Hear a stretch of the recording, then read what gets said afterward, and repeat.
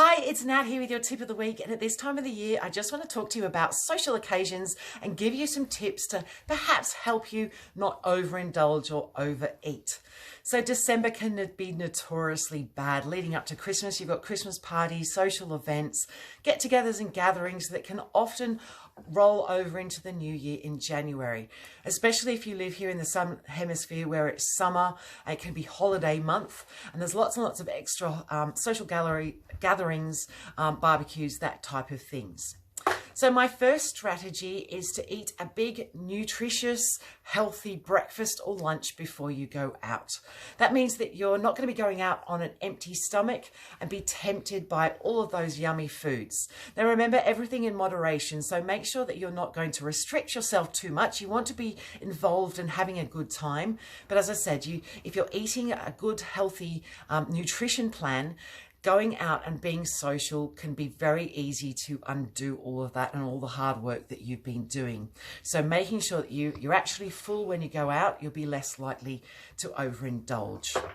If you're asked to bring if you're asked to bring a plate to an event, make sure it's healthy, some good, healthy, nutritious food. And it's very easy just to Google nutritious recipes. And then that will be a good option for you to eat while you attend those events. If it's a casual catch up with friends, offer to host it yourself. Then you'll be in full control of the food that you'll be eating, and hopefully you'll be a good influence to your friends or colleagues, whoever it may be, your family also. And again, Googling some good, healthy, nutritious recipes, you'll find out things that people like, people that don't like, and then you can continue using those in the future for other events that you have to attend. Being social, walking the walk, talking the talk. So if you're at an event, you can perhaps offer to take around the food plates. But even if you don't do that, grab yourself a small plate, fill it up with some good, healthy, nutritious food, and make sure you don't fill it up again. Then walk around, talk to people. You'll be busy, your hands will be busy, and you'll be less likely to shove food down your throat with perhaps not even thinking about it. So that's another really great strategy. Walk the walk, talk the talk, be social. That's what you're there for, obviously. And then you're less likely to overindulge and eat, as I said. Keeping your hands busy is a really important one. Alcohol can also be a big trap. So try and stick to 2 standard drinks if you can, because alcohol can actually be a source of empty calories, empty energy. Your body doesn't need that extra energy, and it's going to be something that perhaps it will store. Again, you don't want to be feeling left out, so sparkling water, soda water can be a good option. Turning your wine into a spritzer, so actually just having half a glass of wine and topping it up with the soda water or sparkling water can be, again, a good option. You're not going to be getting those calories, but then you're still feeling like you're having a little bit to drink, you're having something special, and you're not missing out. Drinking water in between drinks as well is also really important, especially if you are somewhere hot, and then you're less likely to be dehydrated, and you'll get that water level up as well.